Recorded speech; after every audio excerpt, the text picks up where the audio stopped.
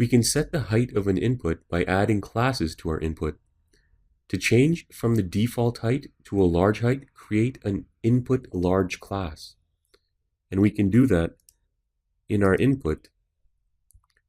So this entire block right here pertains to this input. And what we're going to do is we're going to add an input L-LG class. And you can see that it increases the size of the input. To reduce the size, change it to input small. And you can see that its height has decreased. We can do the same to a select menu, but we'd have to add it to the select element. And inside the select element, we have a class. In addition to the form control class, add input LG. And you can see it's larger, or input small, and it's smaller.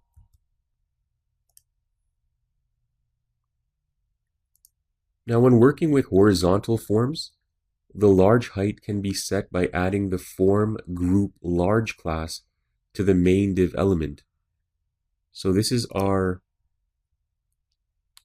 main div element that contains this input. And you can see that we've added the form group large class. And everything else should look familiar from our last couple of lessons.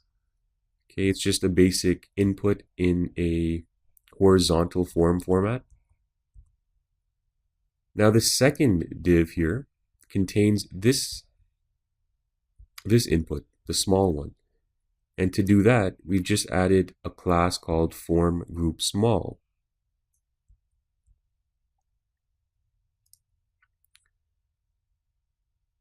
To increase or decrease the width of an input, we can place the input in a column. As shown in this example, we have 3 inputs, each in a column with a different size.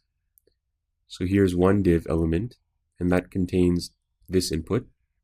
The second div element contains this input, and the third contains this input. You can see that each div element has a different class. This one has column extra small 2. So this input spans across 2 extra small columns in the Bootstrap grid layout.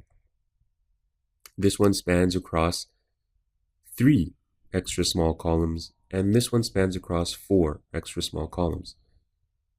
So if we were to increase this value to say 6 and save the file, you can see that it becomes wider.